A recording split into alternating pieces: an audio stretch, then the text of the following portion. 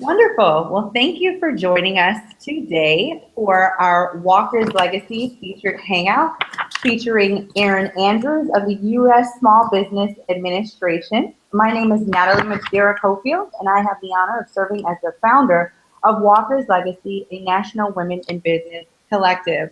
Founded in 2009 and named in honor of Madam C.J. Walker, Walker's Legacy was created with a mission to cultivate an ecosystem of access designed to inspire, equip, and engage a global network of professional and entrepreneurial women of color.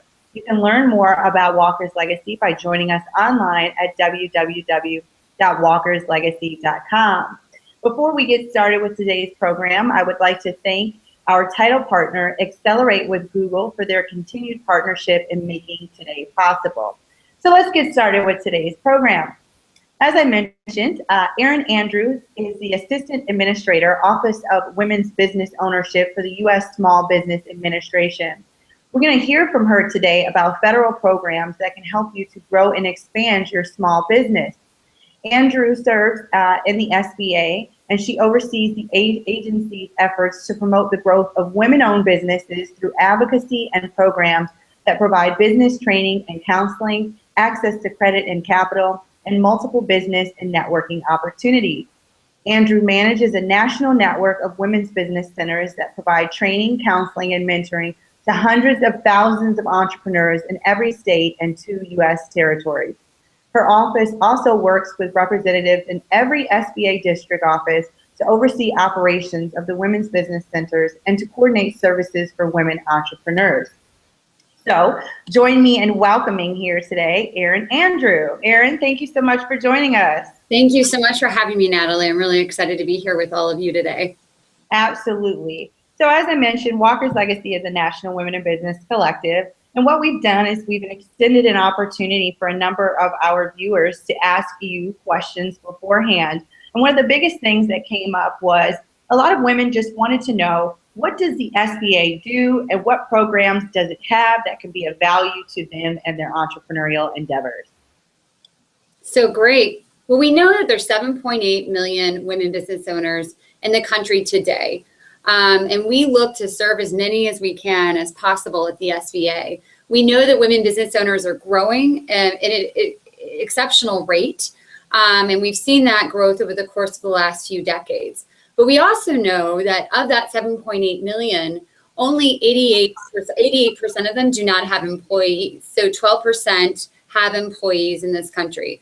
And so there's a real opportunity. There's an opportunity for women-owned businesses to start companies, but then also to grow companies. So we here at SBA, we're here so you don't have to go at it alone. We are here to provide you counseling, access to capital, and access to federal contracts, as well as access to other markets when you think about exporting and other things. So let me just give a quick overview of the 3 C's that we usually use when we describe the SBA, and then I can go into what that means specifically for women entrepreneurs and where there might be opportunities.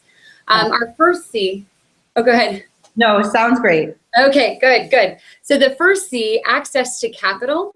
So SBA has loan guarantee programs, and we also have a microloan program. So we have loan guarantee programs that go up to $5 million with no floor. And those are called our 7A and our 504. Our 504 program is generally used for real estate, machinery, equipment, and our 7A is a working capital loan. And some things we've done within our access to capital space that have been really positive for women, we've really tried to focus on some of the lower dollar loans. After the recession, it was really difficult for folks to access capital, but especially if you were trying to get a smaller dollar loan. And part of that is because when a bank will give a loan guarantee through SBA's loan guarantee, it costs them the same to do a $5 million loan as it does to do a $150,000 loan. And so more likely they're going to go with a $5 million loan. But we were seeing, because of the services a lot of women were starting businesses and growing businesses in, they weren't as capital intensive. So oftentimes they just needed a smaller dollar loan within that loan guarantee program. So we've done a couple of things in our access to capital space. We actually zeroed out fees for loans. So the cost to the bank of doing a lower dollar loan under $150,000, we took that fee to zero on all loans $150,000 and below. So that should that should be a positive impact in terms of getting more smaller dollar loans into the hands of women-owned businesses. We've also created SBA 1, which has made it more cost effective, and we've kind of streamlined the lending process to make it easier for banks to get capital out onto the street. And then another thing we recently did, we launched SBA Link, SBA LINC, and it's an online platform that connects borrowers and lenders. And we started out with our mission-based lenders, our micro lenders, and I mentioned our two programs for the loan guarantee programs. We also have a microloan program, which is $50,000 and below. But on average, it's about $13,000 is that the size of a loan. And those are through mission-based microloan intermediaries that we work with at SBA. So we started putting more of our mission-based lenders on SBA Link, and we've actually added the conventional lenders. So if you're interested in getting an SBA loan, if you go to sba.gov and look up Link, LINC, just capital LINC, you'll come up with a platform and you can enter your information as a potential borrower, and your information will be shared with all of the lenders that are on Link. And we think that's really kind of lowering the barrier of entry for a lot of women, because it's, networking with lenders, with banks, other things, that has been somewhat of a challenge. So we're hoping that this online tool will really help women as well, and they can do it at any time. It's not like they have to do it from 9 to 5. They can do it, late at night after work or early in the morning. So it's just, we think that's a really positive impact. And I know with that first C in terms of access to capital, we've done a lot, and we've actually, because of some of the changes we've made in underwriting those lower dollar loans, we've seen a 66% increase in loans to women-owned businesses through the SBA, through our 7A, our 504, and our microloan products from 2009 to today.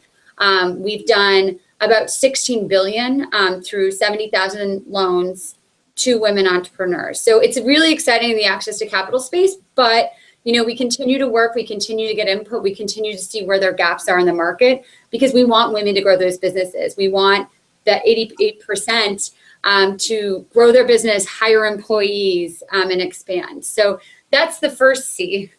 And so, Erin, before you move on to the next one, yeah. I think that that's first C, access to capital, is very, very important. It is oftentimes something that women struggle with. And you mentioned the microloan program. So a couple of things I want to make clear for our viewers. The SBA does not do any direct lending. What you need to do is go to a SBA approved guarantor lending institution, which would be everything from a community development organization to your institutional financial banks, and ask them, do they have specific SBA programs that we just heard about? The 504 program, the 7A program, and the microloan program. So that's very important. Yeah, and I would actually just quickly point out, you can go to one of SBA's 68 SBA district offices, because those SBA district offices are really charged with having the relationships in the community with those lenders. And sometimes, we've seen folks who've tried to get a government contract and try to get a loan for that government contract, and they've gone to a bank and they've been turned down, but they aren't necessarily going to the right bank in their community that knows how to do government contracting. So going to your SBA district office at sba.gov is a great first step, and talking to your district director and your lender specialist will really help you identify which bank in your community might make the most sense. And then the other piece of this is you talked about the microloan piece, and you mentioned that most people are looking for about $13,000 in initial capital infusion into their companies.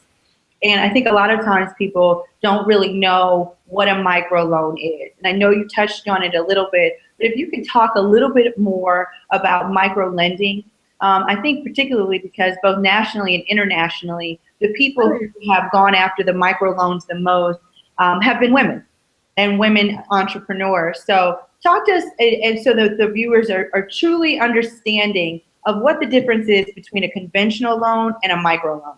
Great. So our micro lenders, and we also call them, mission-based lenders, they're willing to take a little bit more risk because of the mission at hand and because those that they are serving. So the interest rate sometimes can be, not always, but might be a little higher because they're willing to work with a more at-risk potential borrower than a conventional bank will even look at. So usually as you're entering the pipeline for access to capital and you're unable to get capital from a conventional lender, we really want folks to look at microlending as a great option because there's technical assistance oftentimes associated with it. And so we see the impact really, much greater with that technical assistance. And with SBA's microloan program, that is a requirement of the program. And we work very closely with SBA's resource partners, which I'll talk a little bit about later in our other C.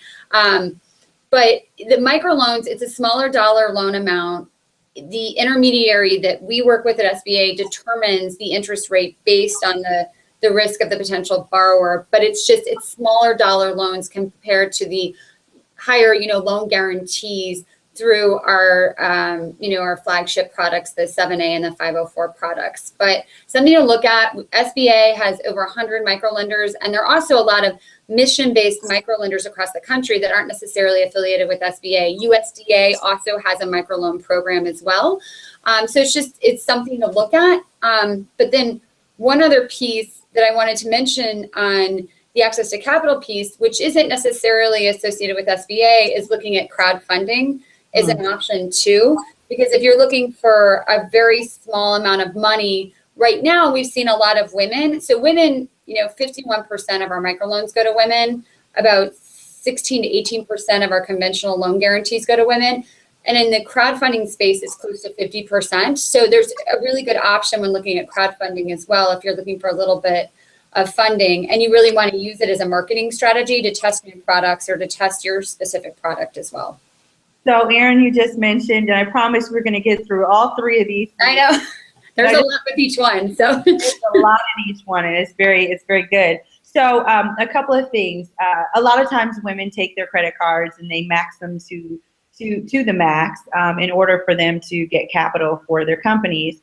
And what we're hearing is from you that it may be, while it might be a slightly higher interest rate, what we may see is a lower interest rate than what we would get on our credit cards if we were to go after a microloan. So I think ladies who are watching here today, and men, you may want to consider a microloan, which is something that's $60,000 or less in financing for your business as the first step instead of maxing out your credit cards, given that your credit history and your credit worthiness would approve you for such. But in some instances, as you mentioned, with some of the organizations, they're willing to take a higher risk on certain individuals, depending upon what the business plan is and what the mission of the organization is. Absolutely. Look in your neighborhoods and look in your communities for micro loans as a way for you to start your business and infuse it with some capital. The next thing you talked about, Erin, that's really important is crowdfunding.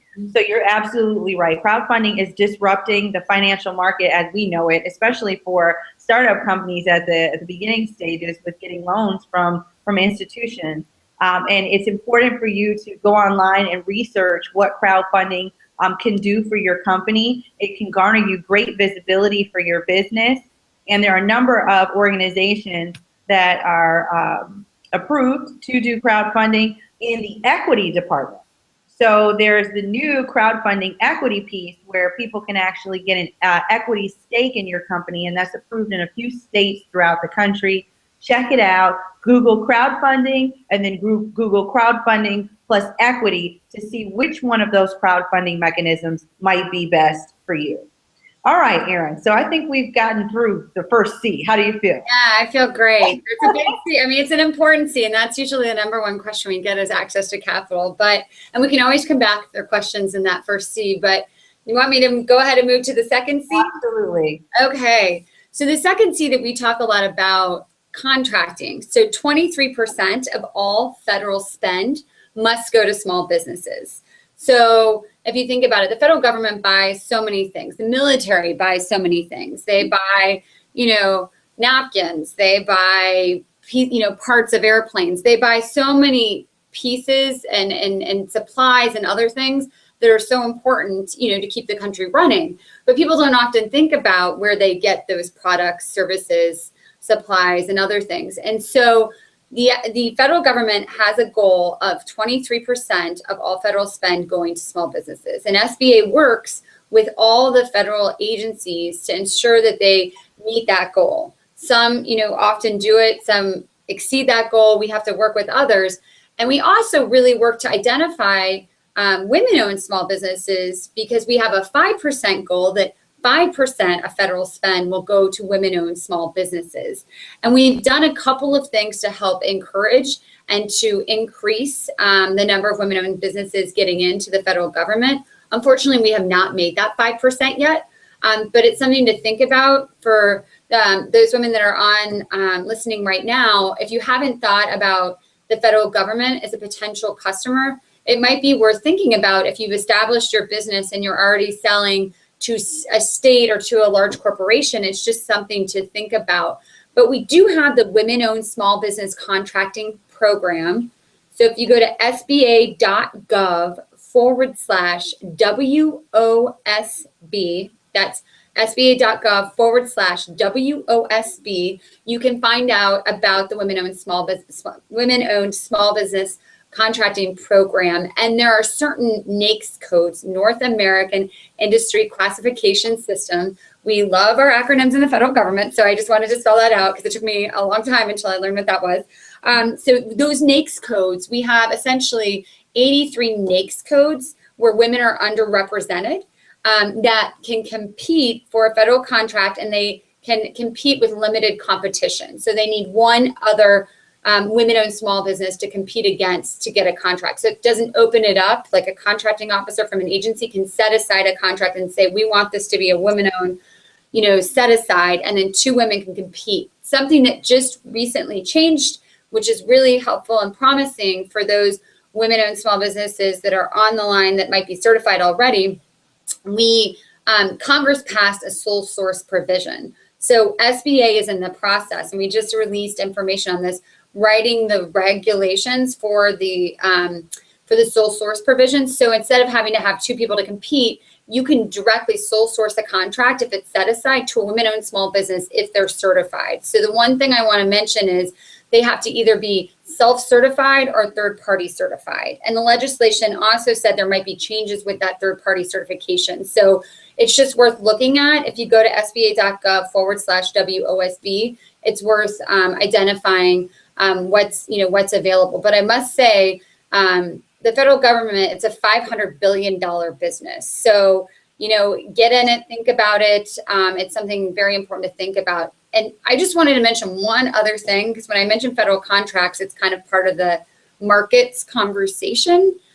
Really thinking about, two more things, and then I definitely want to allow for questions. I could go on, and I don't want to put anyone to sleep. So two other things. One, thinking about your private sector supply chain, because there are a lot of women, if they're certified, 51% women-owned small business, thinking about that third, that supply chain and where you get into that supply chain. And a lot of corporations, work with women-owned and minority-owned businesses to ensure that they're diversifying their supply chain and their opportunities there. So that's something else to think about. And there are organizations that can help with that certification. And then finally, the global markets, exporting. And I want to put one stat out there that I think is really important that I was shocked by when I heard for the first time. So you remember when I talked about 7.8 million women-owned businesses out there, 88% of them don't have employees, 12% do. Those 12% that do have employees, their average revenues are $1.1 million. That's average revenues for that 12%. If those businesses are exporting, their average revenues are $18.2 million.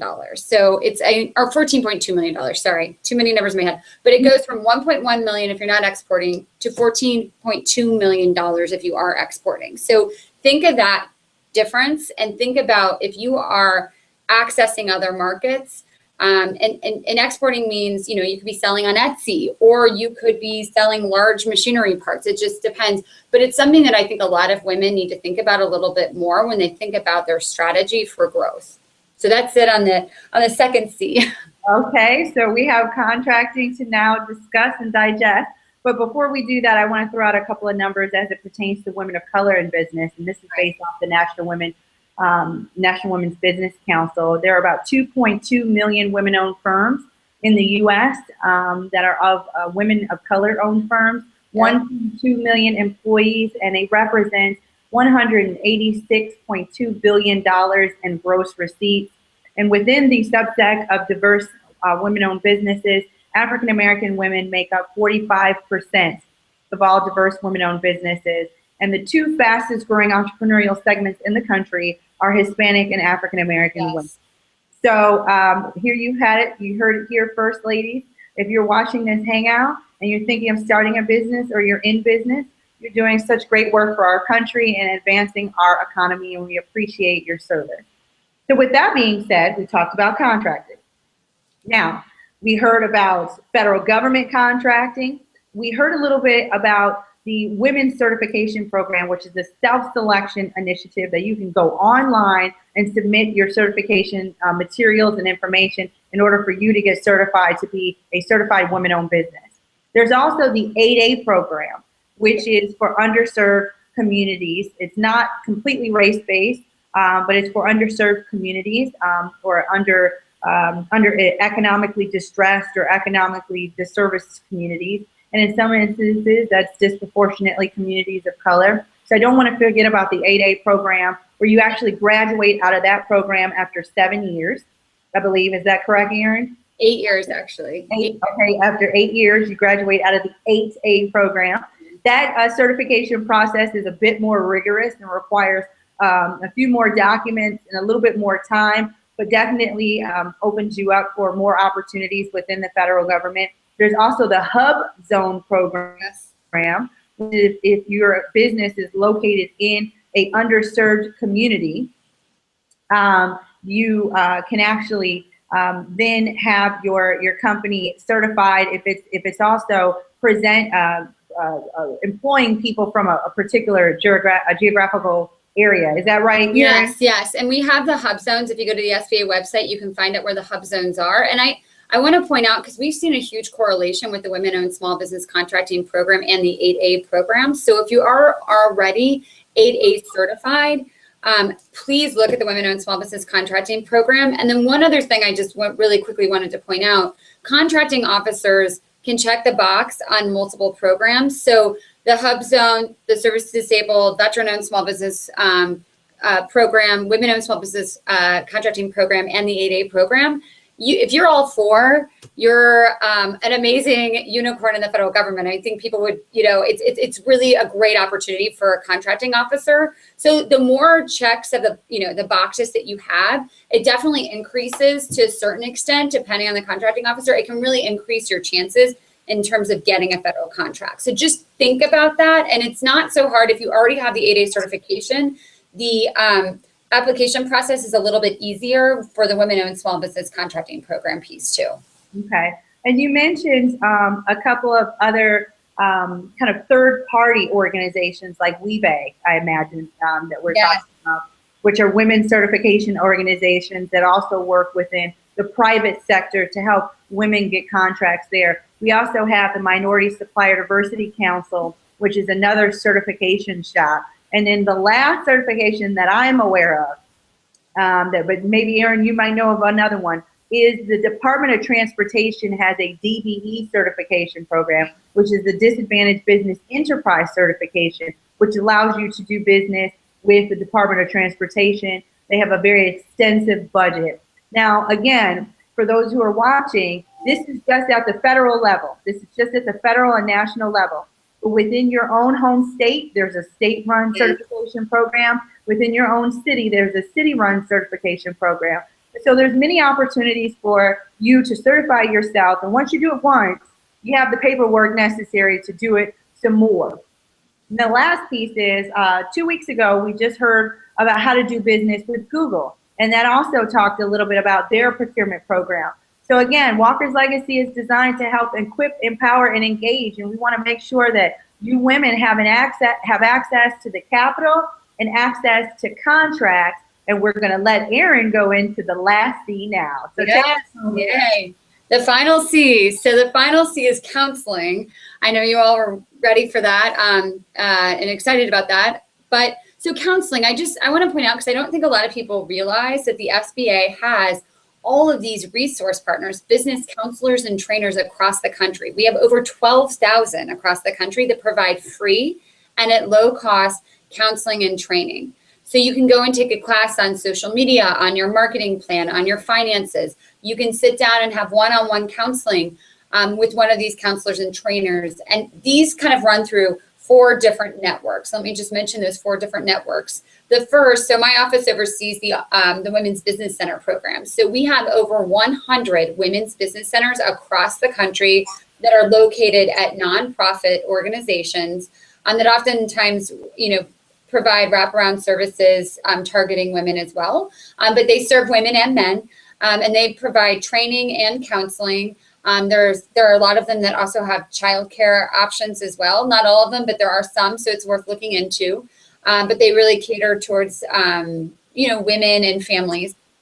And the second are small business development centers. Small business development centers are located at colleges and universities and community colleges across the country. And they generally, and it varies, I just want to say this, each community is different, each ecosystem is different, and they refer clients across these different resource partner networks. But the small business development centers tend to, if you look at the numbers, deal with some of the more businesses that have been in business for a while. And then another network that we have, SCORE, which used to be called the Service Corps of Retired Executives. They do not go by that anymore. It's just called SCORE.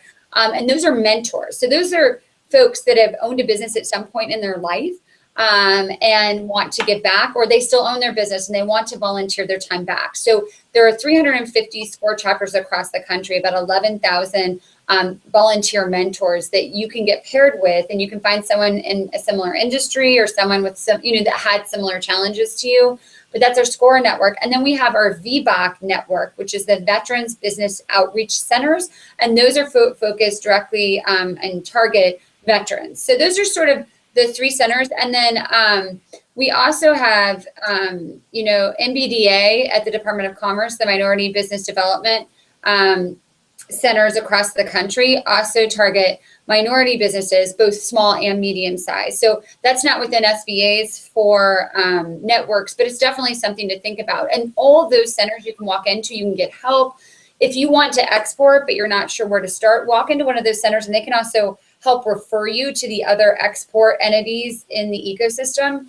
And they can help you with pretty much anything that you might need help with regards to your business. And they also, a lot of our women's business centers, about 27% of our women's business centers are also microlenders. So if you're looking for funding with a microloan, they either might be a microlender or they have very strong relationships with those microlenders in the community. So I always say it's kind of a hidden gem, and SBA, we're a federal agency, so we don't have an ad budget, sadly, which is good probably, but it's always word of mouth. So it's opportunities like this where we can talk to folks and make sure they realize that they can get help. They do not have to go it alone. Got it. Okay. So you've heard it again here. The SBA Women Business Centers not only offer you the counseling and education that you need, but some of them also offer microlending, and it really just varies by state and it varies by center. But what we're doing is live tweeting some of the links that Erin is mentioning as she's talking about them. So please do follow us on Twitter at Walker's Legacy to get more detailed information if you feel as though you've missed anything. So we've gone through the 3 C's: capital, contracts, and counseling. Correct, Erin? Yeah. Can I give you a couple more links real quick that might help on the counseling side? Absolutely. Okay, sorry. So another tool that we have on our website really quickly is called SizeUp. So sba.gov/SizeUp, SIZEUP. So SizeUp is a tool. It's actually a gift we received, and it's a widget on the website. And if you put in your industry and your city, you can find out how you size up against your competition. You can find potential suppliers and potential customers. They're GIS maps showing income levels of folks within your specific area. So if you're targeting high-end customers, you can kind of identify where those high-end customers might be. You can also put in your average revenues, how much you pay your employees, what you pay your employees for healthcare, and figure out how you size up with how you pay your employees versus what other businesses in the same industry are doing. So that's just a really good tool if you're writing a business plan, or if you want to, and you're kind of trying to feel out the competition or identify what the market need might be. But also it's a great tool if you've, been in business for a while and want to, change some things in your existing plan to figure out where you are in the entire market. And then I think another thing, SBA also has online training courses. If you go to SBA.gov, we have 30-minute online training courses on a couple of different topics. We have about 30 of them. And then we also have a business planner tool on our website as well that's incredibly helpful. So we do have online resources that could be helpful to folks starting a business. So just wanted to throw those out there. So anyone who kind of wanted to navigate the website could look at them. And then you can also find all the local resources in your community. So you can find your district office, your local women's business center, your small business development center at SBA.gov. So definitely if you visit the website, you can figure out what, who in your community you can go to get help.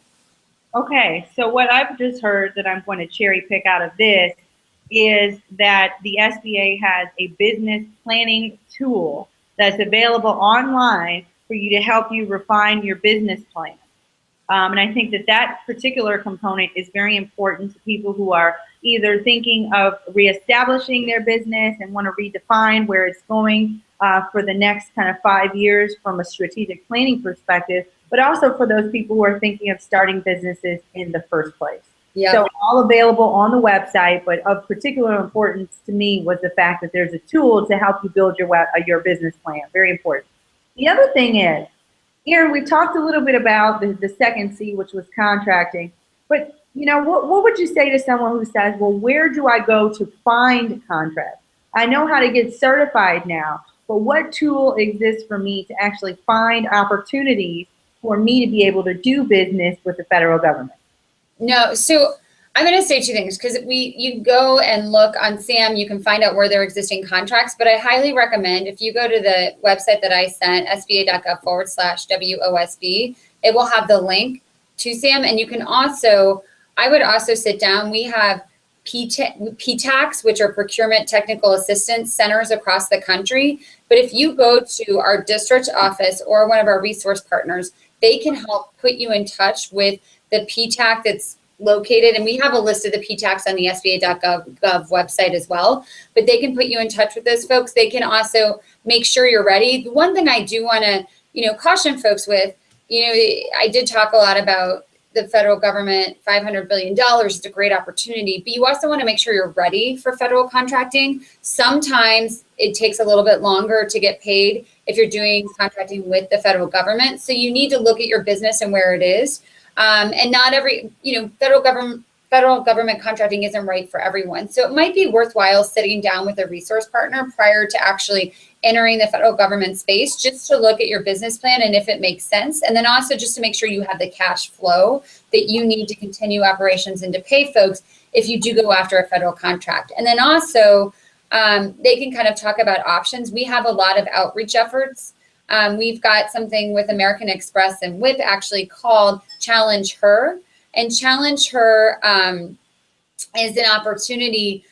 We do a lot of outreach events to bring women-owned businesses along with the federal government together, so individuals can talk about what they need to do to prepare to sell to the federal government. So there are a couple of things like that, but I would just start out, I personally would start out with talking to your SBA district office and identifying the resources just to make sure it makes sense for you to start out with, and then working with the resource partners. But you can always, online, we have all the links. You can find the database to go search for contracts right now as well. But I think it makes sense to utilize all the tools we have in the toolbox here at SBA prior to just going at it alone and kind of trying to find something. Because if you go in, there's so many federal contracts and you can go through them. And I also want to say that identifying where there might be relationships that you could build in certain areas also is helpful. We have something called the Regional Innovation Cluster Program at SBA, and it's really looking at specific industries and where there might be opportunities or connections within those industries to, team together or to go to certain, contracting, conventions or summits or other things where there could be contacts that would be helpful, a program manager who's going to be looking for someone to give a federal contract to and to meet a certain need. So I just think it's really worth looking at all the options, not just going to find one federal contract, but understanding what the sort of overall ecosystem looks like and how all those pieces play together. Okay.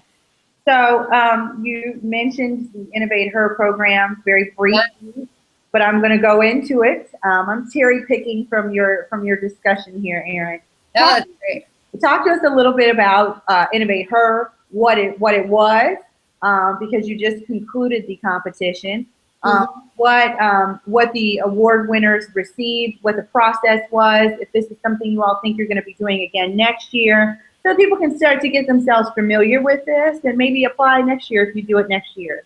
Absolutely. No, thanks for asking. I'm really excited. I'm in Delaware right now at our Women's Business Center, and our Women's Business Center hosted an Innovate Her competition, which I'll talk about. And the winner actually came from that particular competition. So we're here to honor her tonight. But we just had our finals on Friday. But let me just take a step back. And if we were thinking at SBA what we could do to really help women-owned businesses, but also to help women in general and families in general. Because if you think about it, the workforce has changed a lot. There are more women in the workforce now than ever before. And women need flexibility. They need innovations that make sense for them. And when we started looking at the numbers, I always think women have purchasing power. Women have 80% of the purchasing power in this country. Yet when you look at investments and innovation, 93% of VCs are made up of women. So if only 7% of the VCs in this country are women that are making the decisions about if care.com goes big or if we find a better breast pump or whatever it is, if only 7% of those decisions, women are only making up 7% of the folks making those decisions, there seems to be somewhat of a gap. So we were thinking about it, and actually MIT held this, this is kind of a funny story, but MIT this past fall held this hackathon called Make the Breast Pump Not Suck Hackathon, because we all know there are innovations and opportunities with anything we do day in and day out. And that was something particularly that impacted a lot of women who were working, that were trying to juggle a newborn and, taking on those new responsibilities. And that kind of got us thinking, what can we do at the SBA to really elevate this conversation? Because the White House held the Working Family Summit this past spring, which was really focused on how do we make the lives of women and families easier? Like, how do we provide them the support that they need? So we decided to launch Innovate Her in response to the White House Working Family Summit, as well as kind of learning about this hackathon that happened, focused on an invention that really made a huge impact on a lot of women's lives who have newborns. So the idea was, let's identify products and services and technologies that have an impact on women's lives, that make women's lives better and easier. And then let's figure out a way to elevate the conversation and have conversations around that occur all across the country. Really quick question. I think something just popped up on my window. Is that okay? Yes, because I can't see you anymore. Okay. It says open capture. Oh, okay. Just keep going. You may want to close that out. I'm sorry. I don't know what. Oh. Can you see me? No, but we can still hear you. Okay, wonderful. You're back. Okay, good. Sorry about that. I always get nervous. We all know the anxiety that we all have with webinars or Google Hangouts. Something inevitably is going to go wrong. So good. If that was it, we're good. We're smooth sailing now. So the idea was, let's really have a conversation. We should be able to talk about making a better breast pump, or we should be able to talk about finding things that make women's lives better, because these have a huge, these inventions have a huge impact on whether a woman has a little bit more time with her family, or with her hobby, or with whatever else she wants to do. But if we're not investing, and we always have the conversation about women, having more women who are investing, we need to kind of tackle both at the same time. So Innovate Her was sort of born out of that conversation. So we did a call to action. We kind of thought about it this late last fall, and it took us a while. We hadn't done something like this before at the SBA. So it took us a while to kind of figure out legally how to make it happen. But we did a call to action to accelerators, incubators, other organizations to hold hackathons and business competitions focused on products and services that make women's lives better. That was the charge. And they had to show an impact on women's lives, and they had to demonstrate that they could be commercialized. So I am overly optimistic, and I say this, it's a good thing sometimes, not a good thing other times, but I thought we'd get 10 because people only had 2 weeks to sign up because of the timing, and it took us a while to kind of figure it out. I thought we'd only get 10. We had over 100 organizations come back within 2 weeks that said we will hold one of these competitions during the month of March. And this was towards the end of February. So I was shocked. And I think everyone at SBA, we were all kind of shocked because we didn't know there was such hunger for this type of conversation. So over 100 competitions across the country, we ended up having semifinalists from each of those competitions. And we went through them and identified the top 15. And those top 15 we brought to Washington, D.C. We actually were at the Washington Post headquarters on Friday, and they pitched their final, they did their final pitch in front of a group of judges. And we identified the top 3 winners. And Microsoft actually gave us $30,000 to give to those top 3 winners. And our 3 winners, first place was Bethany Edwards, and she's from Leah Diagnostics and had a biodegradable pregnancy test. We had second place was Lisa Kreitz, and it was the shower shirt. And it actually is for women with mastectomies, a shower shirt. And then the third place was Trust Lingerie from Pittsburgh, Pennsylvania. And it actually is dealing with women who are larger busted women who just the normal engineering of a specific bra just does not work very well for them. So they have I think it's a patent on a better way of building a bra for that. So there's 3 technologies that make a lot of sense for women, and those 3 were the winners, but we had 15 amazing finalists. We had amazing conversations across the country. So we were really excited about it. And in terms of next year, I think with your question, and we've been getting this a lot, I am hopeful that we will do it next year. We're kind of in conversations right now to see if we can make that happen. Awesome. That sounds like a really interesting and fun program. And it certainly was a successful program for the SBA. I saw it all over my email and all over my timeline. So that's good visibility, and it helps people to become aware of what you all have to offer. Okay. So I think we're getting close to the end of our discussion here, but I wanted to make sure that we addressed all the questions that came in from our viewers. And we segmented them into themes. Some of them we've already discussed, some of them we have not. The last question of the hour will be based off of your expertise in this area, Erin. What are some of the most important things that people should think about when starting a business? And for funders, what do they look for in your business plan? Great question. And I think everyone has different opinions about this. To be honest, I still think a business plan is important. The rapid prototyping, the lean startup, a great conversation. And I think that's important, but I still do believe that having something on paper is important. So having some type of business plan, because it keeps you true to sort of that end goal. And then I think also really knowing what that end goal is. I think a lot of women start a business because they love what they do, but they don't always think about what their exit strategy is going to be. So knowing what your exit strategy is going to be is something to think about upfront. And that exit strategy could change, that goal could change, but really starting out with it. Do you want to, do this business because it's a lifestyle decision and you want to do it for the rest of your life? Do you want to do this for 5 years, make money and get out? Do you want to hand this business down to someone in your family? Really thinking about those things and building that into your business plan, into your overall plan is important. And then really know the financials. I think a lot of women, and there's amazing women who are really good at the financials on their business, but I hear time and time again, there are a lot of women who are really scared about the financial piece. They love, like I said, what they do, but it's a little overwhelming. We have classes, take classes, understand what those financials should look like and get them on paper and get help and talk to folks. So know your financials. But the other thing I want to say with that is don't become such a perfectionist.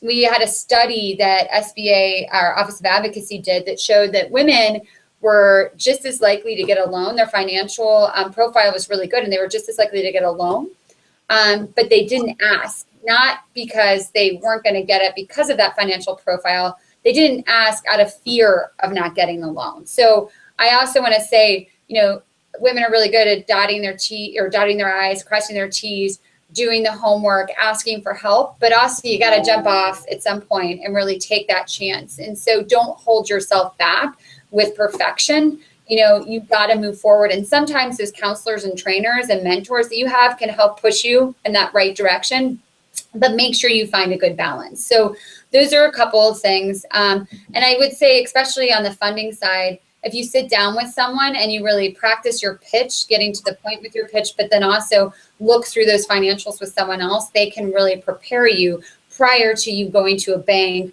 on your own without having, that input from a third party. Wonderful. Well, this is excellent information. Erin, we really appreciate you spending your day with us here, your hour with us at Walker's Legacy. And again, this is going to be available for viewers to watch at their leisure, at the office, at your startup, at Starbucks, or at home in the bed as you're putting your business plan together and creating your vision for your future. Again, my name is Natalie Madeira Cofield, and I have the honor of serving as the founder of Walker's Legacy, a national women in business collective currently in operation in 5 cities across the country. We're very excited to say that we just celebrated National Walker's Legacy Day on May 7th, 2015 during National Small Business Week, and had programs in 9 markets across the country.